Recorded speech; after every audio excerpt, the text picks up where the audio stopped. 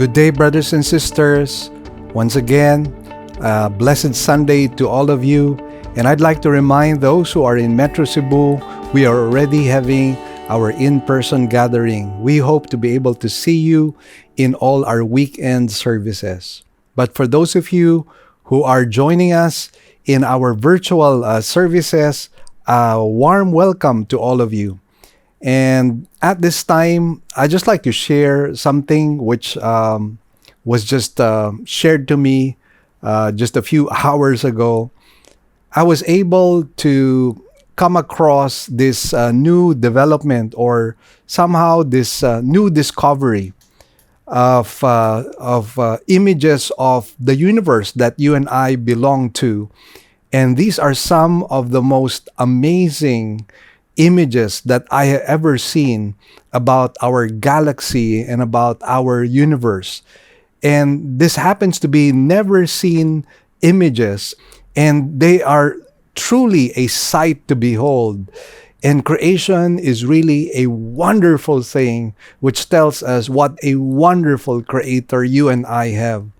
And I just got reminded of a passage in Psalm 19, verses 1 to 5, and it says this: "The heavens declare the glory of God, and the sky above proclaims his handiwork.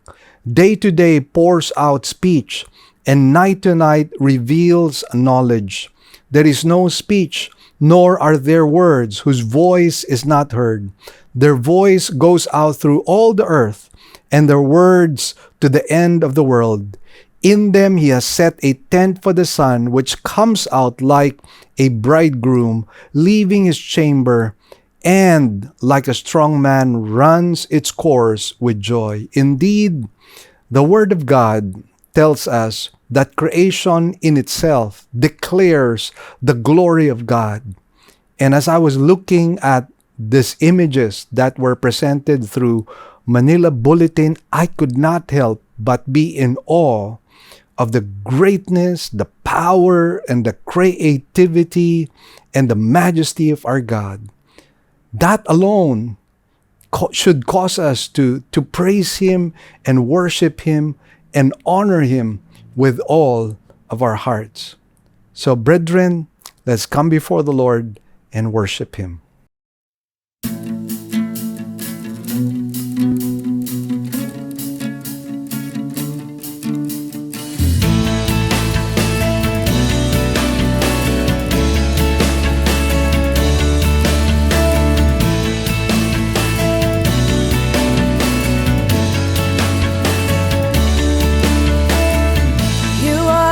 Son of God,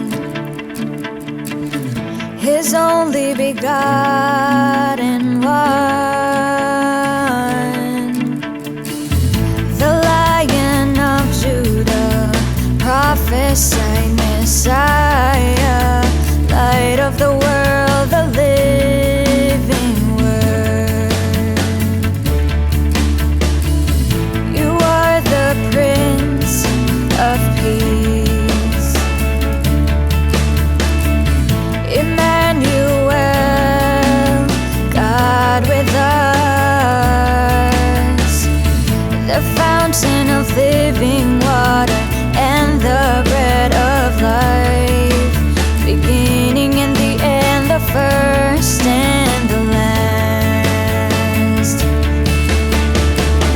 Your name is Jesus. You reign forever, and we worship you for who you are. We crown you King of Kings and crown you Lord of Lords, and we worship you for who you are.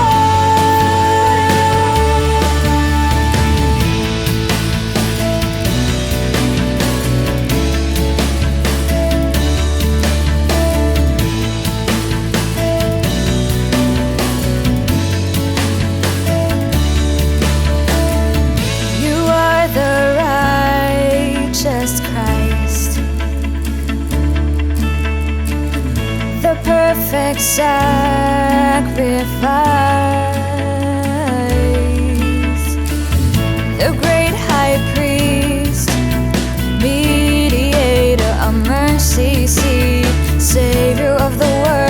our Redeemer.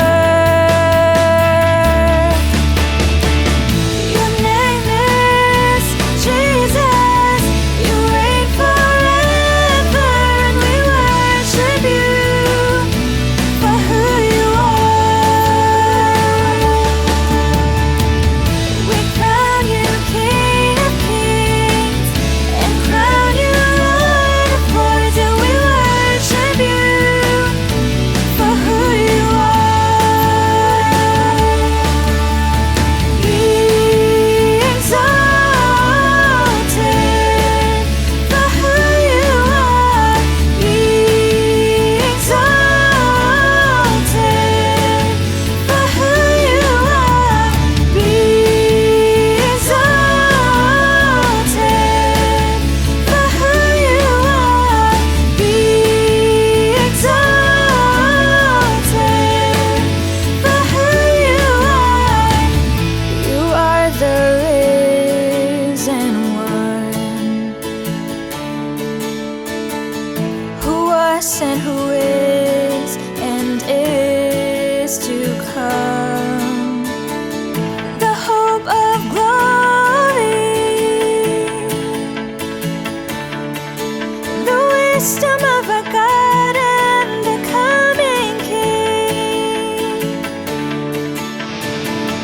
Your name is Jesus. You reign forever, and we worship you for who you are.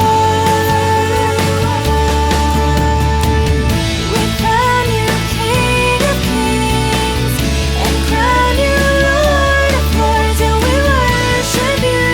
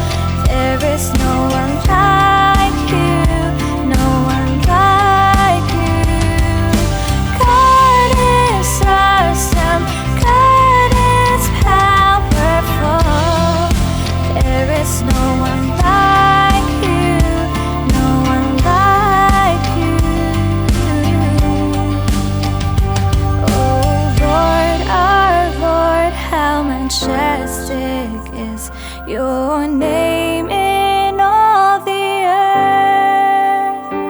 All creation sings, every nature shouts of your wondrous works, O Lord. Oh, glory to our King. Oh, glory to our King.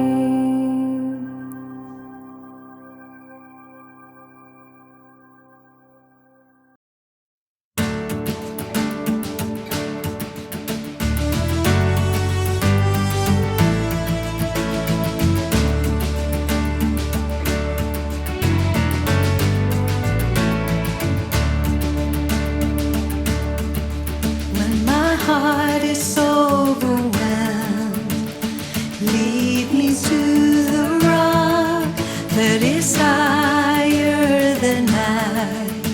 For you have been my refuge, my strength. When I'm battered by the waves, remind me of your word. For you are the living word, my joy. Let me fight a good fight of faith. Let me finish the course. Let me keep the faith, Lord, anchored in your word, sustained by the Lord. Let me hide under your wings. Let me trust in you, my Lord. Let me fix my eyes on you, anchored in your word, sustained by the Lord. When my hope begins to fade and faith begins to waver, hold me by your loving hand. For you have been my shepherd, my guide. Let me fight a good fight of faith. Let me finish the course. Let me keep the faith, Lord, anchored in your word, sustained by the Lord. Let me hide under your wings. Let me trust in you, my Lord. Let me fix my eyes on you, anchored in your word, sustained by the Lord. For the Lord is my shield, I will not be shaken. Though the journey seems so hard, I will follow you. For the Lord is my strength, I will not grow weary. Though the battle is fierce, I will trust in you. Let me fight a good fight of faith. Let me finish the course. Let me keep the faith, Lord, anchored in your word, sustained by the Lord. Let me hide under your wings. Let me trust in you, my Lord. Let me fix my eyes on you, anchored in your word, sustained by the Lord. Anchored in your word, sustained by the Lord.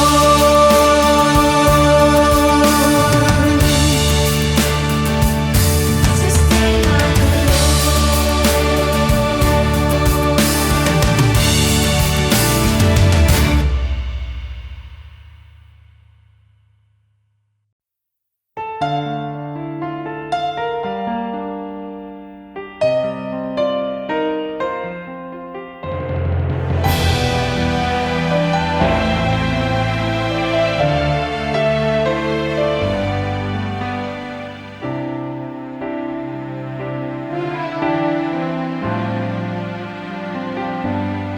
ang pag-ibig mo walang katulad, inalay mo buong buhay mo para sa pinsan ko. Wala nang ibang hihigit pa sa'yo. Wala nang ibang katulad mo. Ikaw lang ang Diyos. Ikaw lang ang Diyos. Sambahin, purihin ka. Sambahin ka, Jesucristo.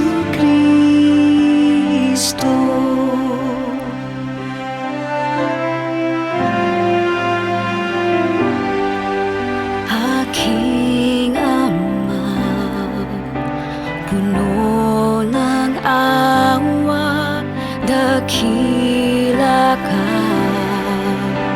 Tapat kang tunay, tanggapin ang awit ko. Wala nang ibang hihigit pa sa'yo. Wala nang ibang katulad mo. Ikaw lang ang Diyos. Ikaw lang ang Diyos. Sambahin, purihin ka. Sambahin ka, Jesucristo.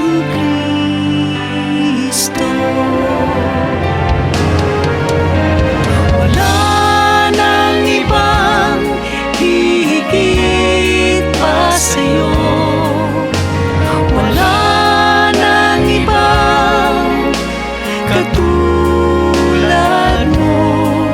Ikaw lang ang Diyos. Ikaw lang ang Diyos. Sambahin, purihin ka. Sambahin, purihin ka. Sambahin ka, Jesucristo.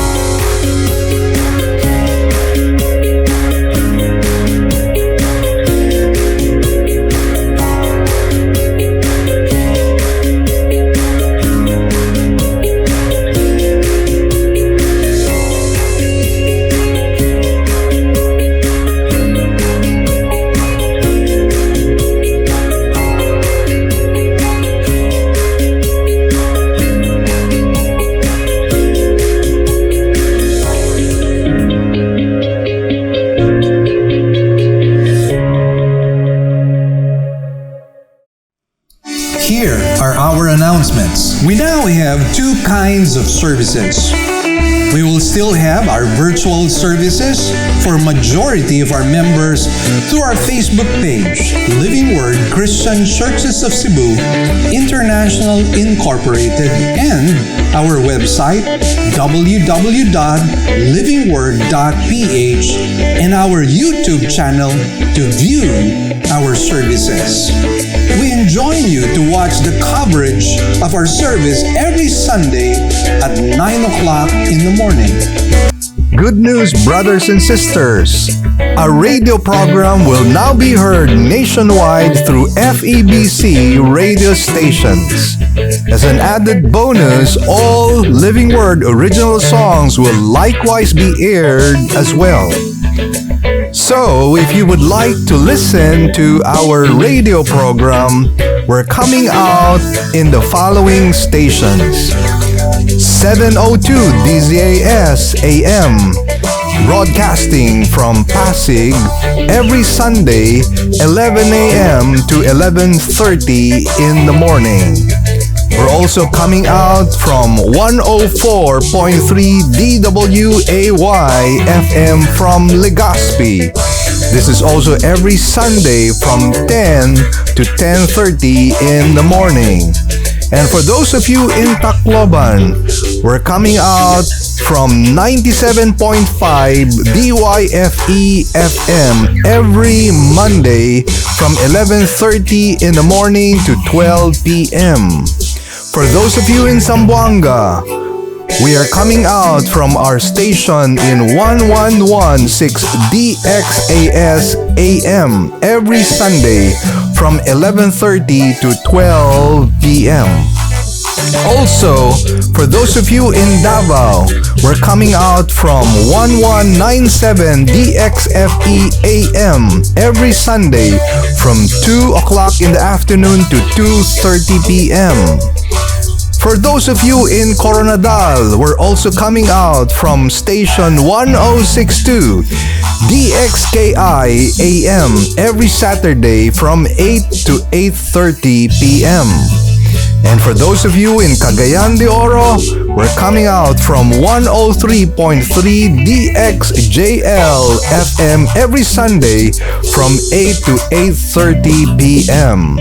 And for those of you from Metro Cebu, we're coming out from 98.7 DYFR FM every Saturday and Sunday from 8 to 9 p.m. Please tell your friends about this and tune in to our radio program. Let us pray that God might use this radio program to become a blessing to as many people as possible. God bless you all. Greetings everyone, we already have 3 weekend services. Every Saturday at 9 a.m. for the Cebuano service and 2 services on Sundays at 9 a.m. and 4 p.m. for the English services. Good news, brothers and sisters, Enough is Enough is making a comeback in our church right now, and we are selling it again at 275 pesos here in our church, and you can get a copy right now and share it among your friends. International Bible Institute would like to make an announcement. IBI is still accepting enrollees for the following online courses: OT 101, the Pentateuch; OT 102, Early Israelite History; PE 304, Personal Evangelism; CH 305, Church History; HOM 306, Sermon Preparation and Delivery.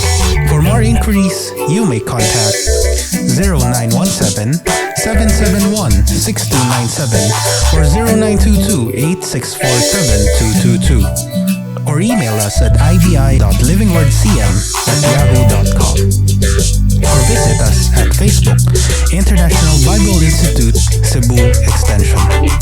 Great news! IBI has a new charter in Palawan. You may get in touch with the IBI Palawan Charter at this address: 256 Abad Santos Extension, Bancao, Puerto Princesa City, Palawan. Or you may call 0920-853-7116 or 0909-300-8863 for more information. We have great news. We are happy to announce that we now have our very own Living Word online bookstore. Your favorite Living Word discipleship materials are now available for download straight to your devices. For a very minimal fee of 100 pesos only, you can now avail of the electronic copies in PDF format.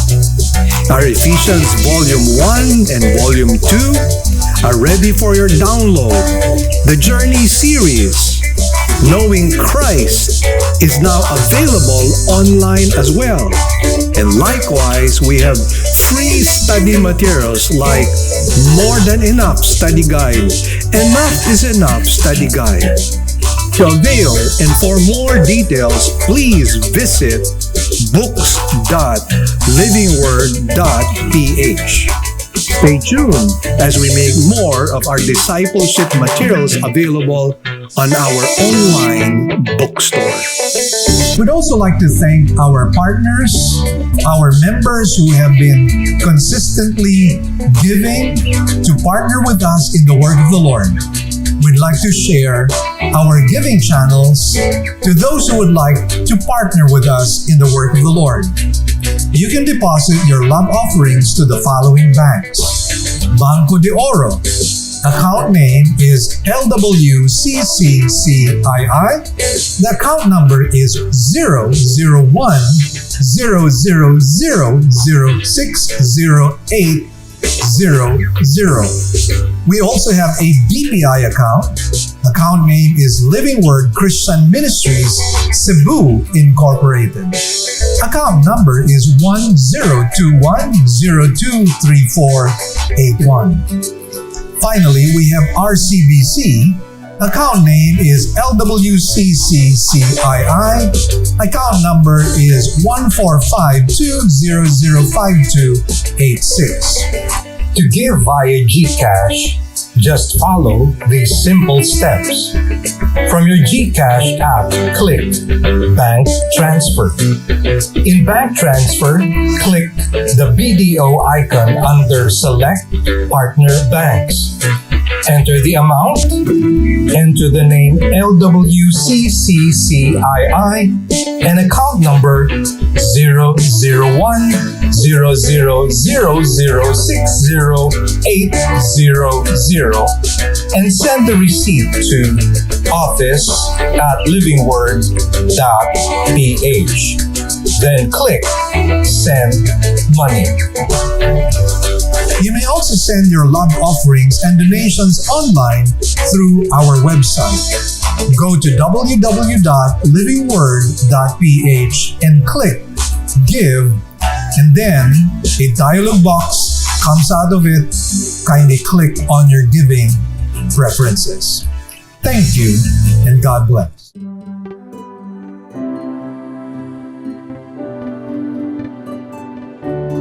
The title of this sermon is The Traitor. This is part 1 of a 2-part series. We will take our text from Matthew chapter 10, verse 4. Let us read together God's Word. Simon the Zealot and Judas Iscariot, the one who betrayed him. Shall we bow our heads in prayer at this time? Heavenly Father, we thank you and bless you, O God, for this wonderful day and wonderful time that we might be able to worship you and glorify your holy name. We thank you as well that we could study your word. Your word is what encourages us, instructs us, and inspires us. And so, Lord, teach us your ways that we might apply wisdom to the knowledge that you supply. Lord, we trust in the working of the Holy Spirit in our hearts, minds, as well as in my mouth. Lord, we give you thanks and praise in Jesus' name we pray. Amen and amen. You know, one of the things that I have discovered in my life as well as in my ministry is that not everybody who is religious is godly. In fact, not everyone who sits in a church pew is honestly and sincerely seeking God.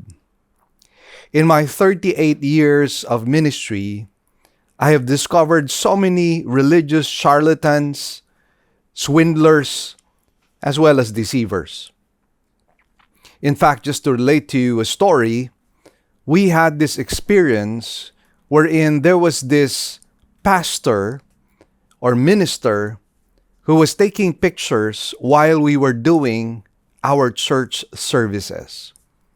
And later on, we discovered he used these pictures to pretend that he was the pastor of the church.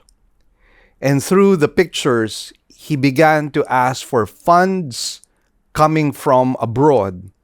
And perhaps he was successful in doing that. But what a hypocrite and what a charlatan. And it is unfortunate that in the church and in God's kingdom, there are those who pretend to be ministers of God, prophets of God, and yet in truth, while they pretend to be shepherds of the Lord, they're really wolves in sheep's clothing. And today, we will be looking into the life of somebody who happened to be the greatest hypocrite of all time. And I'm talking about none other than Judas himself. He was not only a hypocrite, but the greatest traitor of all time. And that is why his life is worth studying, in the sense that we need to learn from his mistakes. And hopefully, none of us would follow his path. Now, worst of all, when we talk about Judas, he sought to undermine the work of the Lord for 30 pieces of silver. And I would like to add that there are still many today who are selling the Lord, his name, and his work for 30 pieces of silver. Their motivation in the first place is not to glorify God, but to somehow enlarge their pockets and put a lot of money in their wallets. And such people are very dangerous, because we know that they have a selfish and personal agenda. We can only trust the people whose agenda is to glorify the Lord, Savior, and Master. So right now, we will dive into our study, and we will look into this man who was existent, or who was there 2,000 years ago. And his life has been a life of tragedy, a life which serves as a negative example to all of us. So allow me to share to you the points that we will be looking into as we dive into a character study of the life of Judas Iscariot. First of all, we will talk about his name, then his spurious commitment, his character, his ambition, his confusion, his heart, his play acting, his betrayal of Jesus, and his losses. Now, as you can very well see, there are 9 major points in our study. And that being the case, I believe that it causes us to somehow slow down, and that is why I have decided to break it into 2 parts so that we do not miss out on very important details from which we can glean a lot of lessons. So we will stop at the part where we deal with Judas' confusion. And then later on, in part 2, we will deal with the rest of our study. So let's dive in and let's talk about his name first of all. And one of the things that we discover with the name of Judas is that it is always last in the list. And not only that, there is an added detail about Judas, and it is stated that he is a traitor. And this is a brand mark of abhorrence. And that is why Judas happens to be the most hated person in Christian history. Now, the name Judas was actually a common name. It was simply the Greek form of Judah. And it is the land of God's people. Some say the name comes from a root meaning Yahweh leads, while others think its root has reference to one who is the object of praise. Either way, it is a paradox, because if there is somebody who is most led by Satan, instead of Yahweh, it is none other than Judas himself. And most definitely, his name is not worthy of praise, but it is the most unworthy of all names. In fact, there's even a pun that is made, or a wordplay that is made in relation to his name, most especially when you ride jeepneys, you will find that there are signs that say, God knows who does not pay. And of course, that is in reference to Judas himself, in which in Filipino we call him Judas. And that is why, again, what a sad, sad story this life's man has. Now, he is also called Iscariot. Now, the name Iscariot basically comes from a combination of the Hebrew term ish, which simply means man, and Kerioth happens to be the name of a town. So he was a man from the town of Kerioth. Now, otherwise, it could also refer to the dyer, reflecting his occupation. But basically, what we find here is it speaks about his geographical location. Now, among all the apostles, he was the only one who belonged to the Judean region. All of the apostles practically came from Galilee. So what we find here is that he was not really one of the boys. And one of the things that we also discover is that Jews from Judea normally had this superiority complex in relation to the other rural Jews, most especially those coming from Galilee. And so Judas must have looked down on many of the apostles. And what we discover here is a kind of person who was probably prideful and quite arrogant. Now, the second thing we discover about him is his spurious commitment. It is obvious that Judas had an attraction towards the Lord Jesus Christ. For one thing, he was following the Lord Jesus Christ for 3 long years. And if that is not attraction, I don't know what it is. Now, understand likewise that aside from the fact that he was attracted to the Lord Jesus Christ, he was committed to the Lord Jesus. And why do we say that? Because there were other disciples who left the Lord Jesus Christ. In fact, there were multitudes who all of a sudden disappeared from following the Lord Jesus. Why? Because the Lord was calling for greater commitment. And so we find that Judas was seemingly a cut above the rest in the sense that not only was he attracted to Jesus, but he was also committed to Jesus. But here's the thing. While Judas was attracted and committed to Jesus, it was not because of a desire to honor and glorify God. It was not for any spiritual reason that he followed Jesus, but rather he followed the Lord Jesus because of a selfish agenda. Now you might be wondering, what selfish agenda could Judas possibly have? Now, if you had been following my sermons for the past few months, you probably have come across one of my sermons wherein I said the expectation of the Jews was for a political and military Messiah.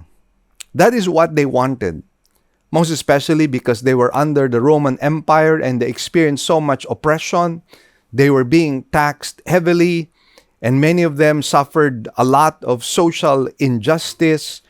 And for that reason, they wanted that the Messiah that would come would somehow deliver them from the power of the Roman Empire. And that is why, again, that was the kind of expectation that Judas had. And when Jesus was beginning to display all that miraculous power, all the more did Judas become expectant that this Messiah would bring about the deliverance of Israel from Roman domination. But at the same time, what he wanted was position and power. Because if Jesus was the Messiah, he wanted to be ruling together with Jesus. So again, he was serving or following Jesus for the wrong reasons. He wanted position and he wanted power. And unfortunately, when we think about ministers of God today, I think there is no difference. In this 21st century, we find a lot of religious shenanigans.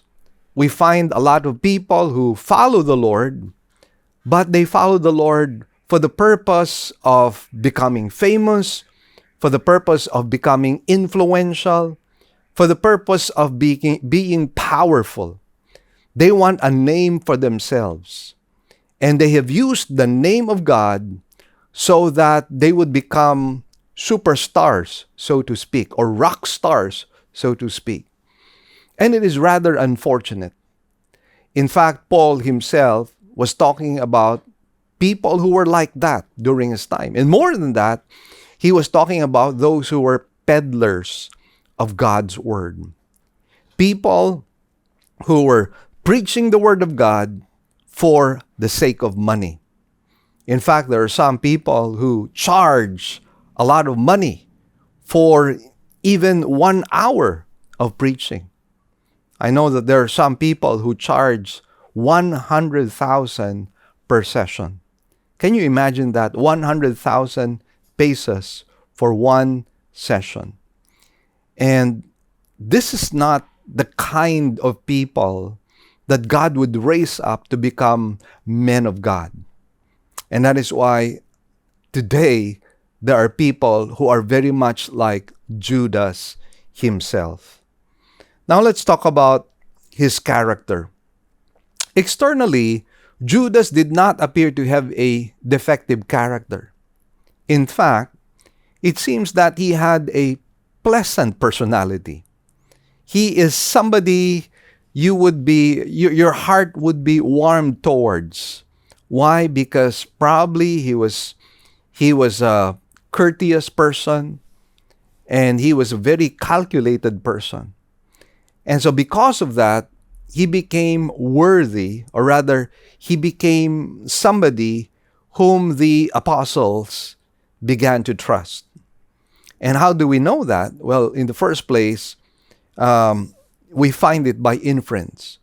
In John chapter 13, Judas was never suspected to be a traitor. When the Lord Jesus Christ announced that he was going to be betrayed by somebody, by one of the apostles, they started to suspect themselves. In fact, they asked the Lord Jesus Christ, "Is it I, Lord?" But none of them suspected that it was Judas. None of them suspected that it was going to be Judas who was going to betray the Lord for 30 pieces of silver. And so we find that he acted his part quite well. And again, that tells us that he must have had a very pleasing personality. And aside from that, he was appointed as treasurer of the group. Now let me ask you this question. Who do you appoint as a treasurer of the group? Now obviously you would trust somebody who is respectable, somebody who is honorable, and somebody who is reliable and honest. And according to their perception, according to the perception of the apostles, Judas was the right person to become a treasurer. So in other words, he acted his part really, really well. But one thing we know, there is nothing hidden that shall not be revealed. No matter how great an actor you are, and by the way, the word hypocrite in the Greek actually means a play actor. So no matter how good an actor you might be, eventually you will be exposed. Eventually, your heart will be revealed before people. And that is why people might be able to pretend for quite a bit or even a long time. But then again, eventually, God will reveal their true character. And that is exactly what you and I discover in the case of Judas. Eventually, the truth came out. And that is why what needs to happen is that we need to become genuine people. We cannot possibly be nominal Christians or Christians only in name or ministers only in name. We have to be truthful people, honest people. We have to be sincerely seeking God with all of our heart, mind, soul, and strength. We have to love Him with our whole heart. Otherwise, we might end up just like Judas. Now, there are lessons that we can learn here because, as we have shared already, Judas was a fantastic hypocrite. Here were the disciples serving the Lord, going from town to town, ministering to people, and Judas was helping himself with the money bag. He was stealing from them. And so, the lesson that we can find here is don't trust anybody on the basis of gifts, offices, services, and appearances. Normally, when we see a gifted person, and most especially when he happens to be eloquent and charismatic, we tend to be very trusting. And that makes us vulnerable to people. Now, I do not in any way suggest that we become hypercritical or that we become very suspicious of everybody. Perhaps the best and the most appropriate phrase for this is healthy suspicion. We should have a healthy suspicion of others. In other words, it is very important that we look at the track record of a person. Allow him to be tested for a number of years. Allow him to be tested in the face of trials, in the face of adversity. And try to observe how he responds to the trials, the temptations, the adversities, the tribulations in life. And by that, probably, we could be a good judge of character. And that is why we must not touch people with a 10-foot pole unless, first of all, we have discovered who they really are. So again, don't trust a person simply because of gifts, offices, services, and appearances. As the cliche goes, do not judge a book by its cover. Now, Judas was never really drawn with the person of Christ alone. All he saw was that Jesus was the way or the road to personal power and prosperity. Of course, when we look at the disciples themselves, we see the carnality as well in them. And so, in other words, at the beginning, there was not much difference between Judas and the other apostles. But one thing you and I discover is that the other apostles allowed God to change their hearts. But sadly, Judas remained unchanged. Judas remained unmoved. He was so near and yet so far. I mean, just the very presence of Jesus Christ should alter many of the things in your heart. It should remove the idols in your heart because Jesus happens to be the greatest light And being the greatest light, He exposes the darkness of our hearts. And once that happens, the only option for us is to repent and ask for forgiveness and allow God to transform and cleanse us. But Judas, sadly, was not like that. Judas could not be transformed. In an analogy, you and I know that the sun is able to melt wax, but at the same time, the sun can harden the clay. So using that as an analogy, I would say the 11 other apostles were like wax.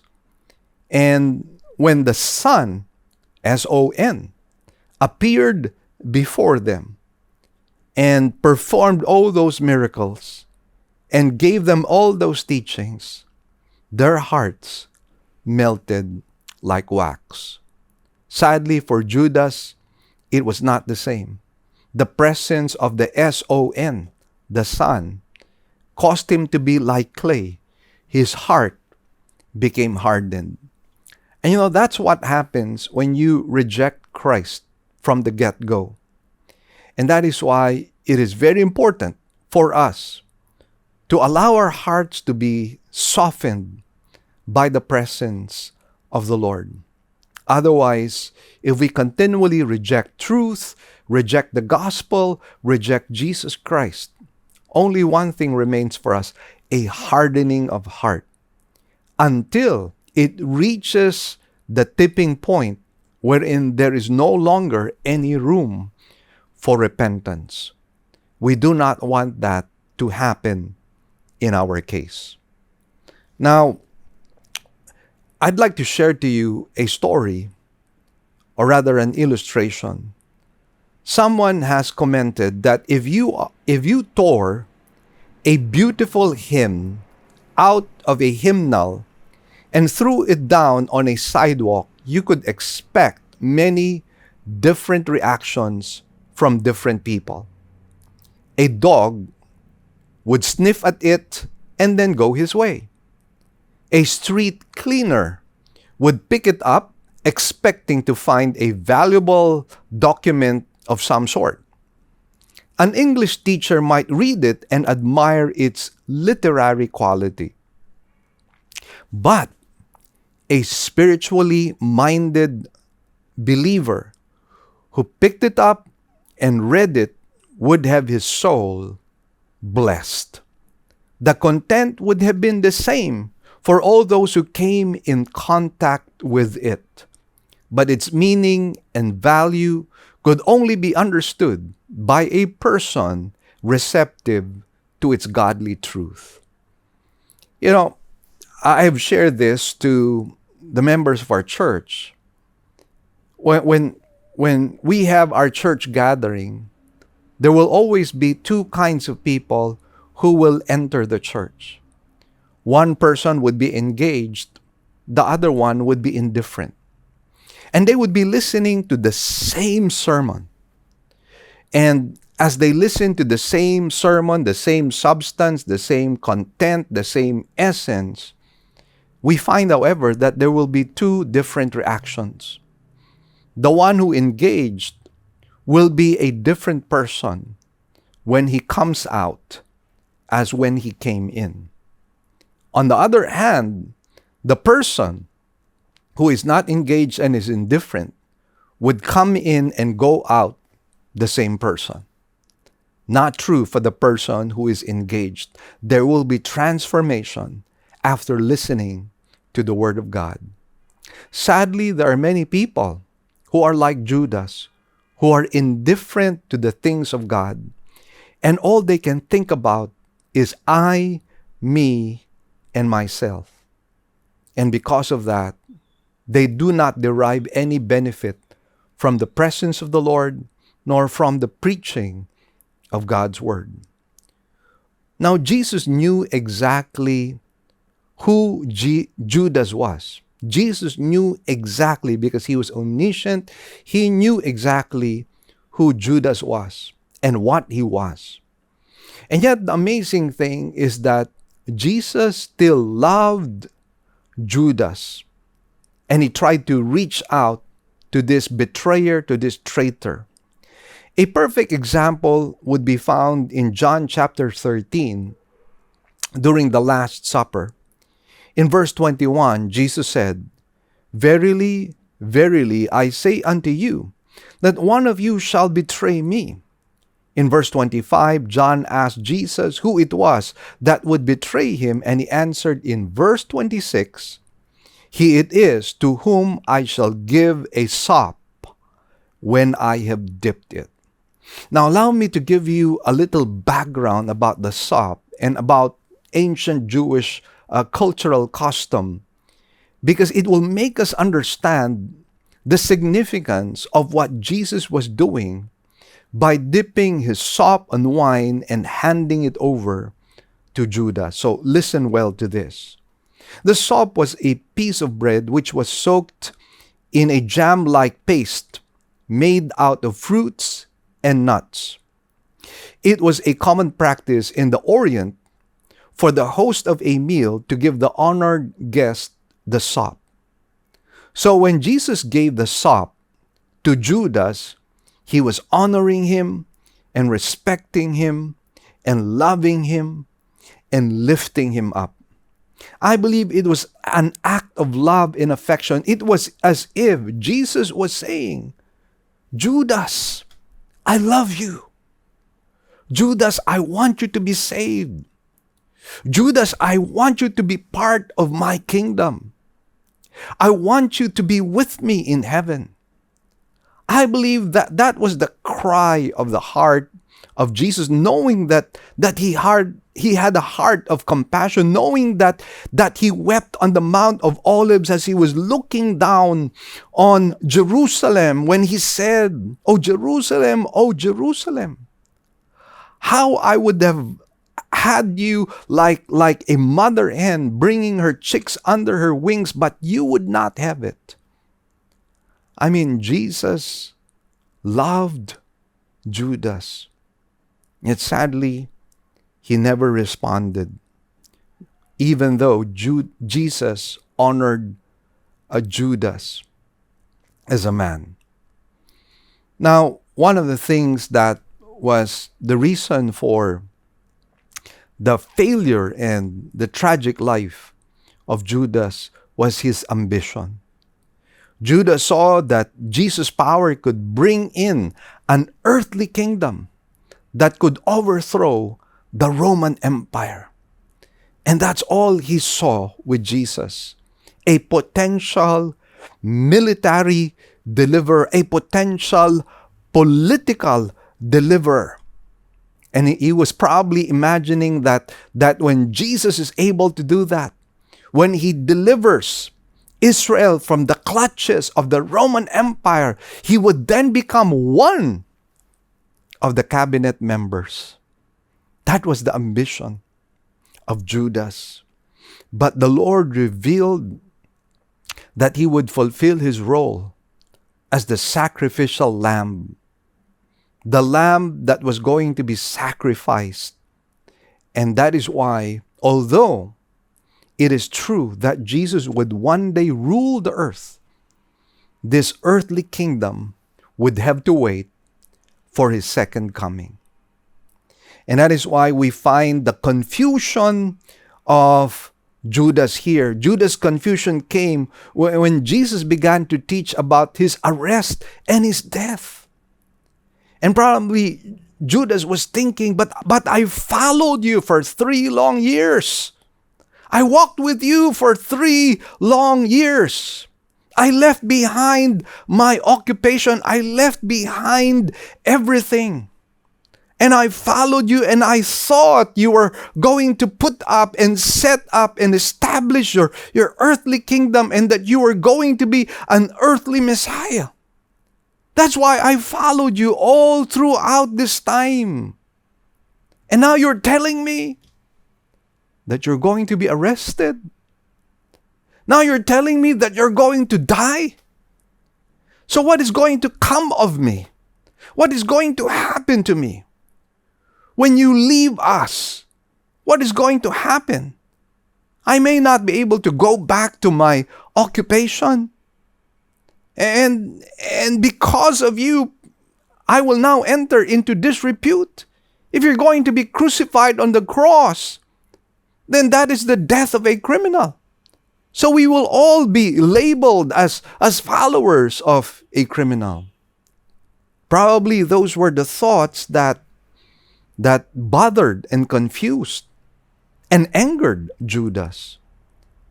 And I believe what had happened here was that when Jesus rode into the city, riding the donkey, headed towards the temple, remember the people were crying out and they were saying, Hosanna, blessed is the King of Israel that cometh in the name of the Lord. When Judas heard that Jesus was being acknowledged at that time, and palm branches were being thrown on the road as Jesus was going through, he was probably saying, this is it, this is it. Jesus is finally going to deliver the nation of Israel. But then, as I mentioned to you, instead of ushering the kingdom, Jesus started referring to his own death with the statement, Verily, verily, I say unto you, except a grain of wheat fall into the ground and die, it abideth alone. But if it die, it bringeth forth much fruit. When Judas heard this, because in so many words that meant Jesus was saying, I have to die, he was devastated. This was the final straw that broke the camel's back, so to speak.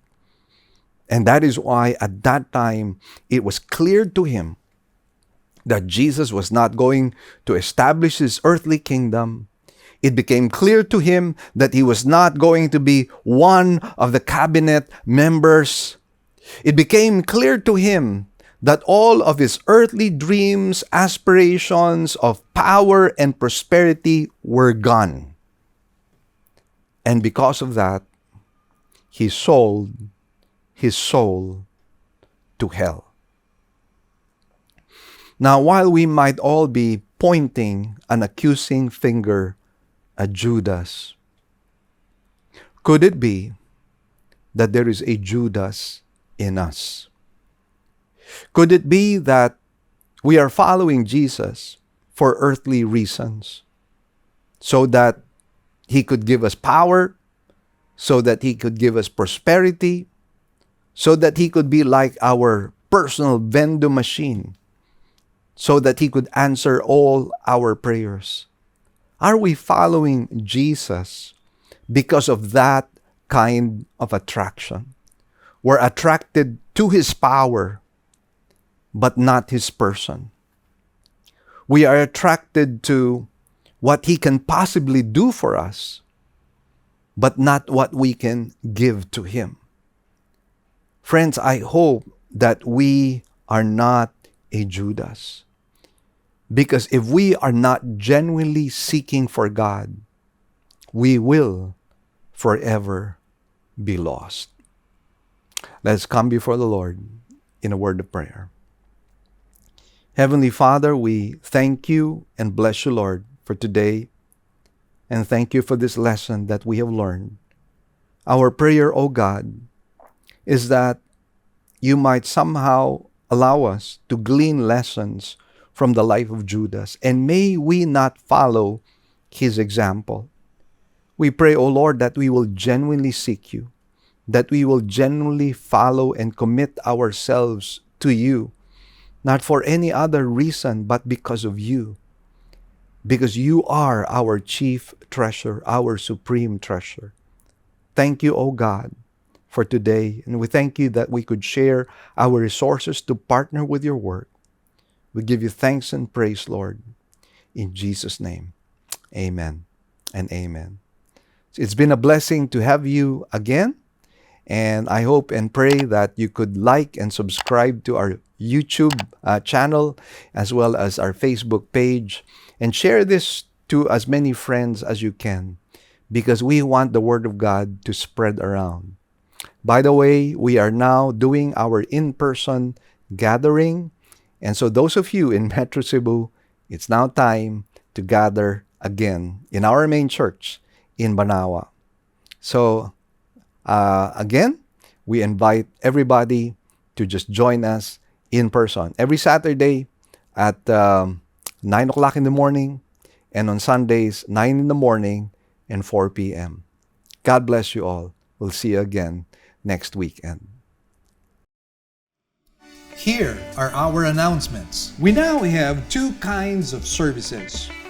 We will still have our virtual services for majority of our members through our Facebook page, Living Word Christian Churches of Cebu International Incorporated, and our website, www.livingword.ph, and our YouTube channel to view our services. We enjoin you to watch the coverage of our service every Sunday at 9 o'clock in the morning. Good news, brothers and sisters! Our radio program will now be heard nationwide through FEBC radio stations. As an added bonus, all Living Word original songs will likewise be aired as well. So, if you would like to listen to our radio program, we're coming out in the following stations: 702 DZAS AM, broadcasting from Pasig every Sunday, 11 a.m. to 11:30 in the morning. We're also coming out from 104.3 DWAY FM from Legazpi. This is also every Sunday from 10 to 10:30 in the morning. And for those of you in Tacloban, we're coming out from 97.5 DYFE FM every Monday from 11:30 in the morning to 12 p.m. For those of you in Zamboanga, we are coming out from our station in 1116 DXAS AM every Sunday from 11:30 to 12 p.m. Also, for those of you in Davao, we're coming out from 1197 DXFE AM every Sunday from 2 o'clock in the afternoon to 2:30 p.m. For those of you in Coronadal, we're also coming out from station 1062 DXKI AM every Saturday from 8 to 8:30 p.m. And for those of you in Cagayan de Oro, we're coming out from 103.3 DXJL FM every Sunday from 8 to 8:30 p.m. And for those of you from Metro Cebu, we're coming out from 98.7 DYFR FM every Saturday and Sunday from 8 to 9 p.m. Please tell your friends about this and tune in to our radio program. Let us pray that God might use this radio program to become a blessing to as many people as possible. God bless you all. Great news, everyone. We already have 3 weekend services. Every Saturday at 9 a.m. for the Cebuano service, and 2 services on Sundays at 9 a.m. and 4 p.m.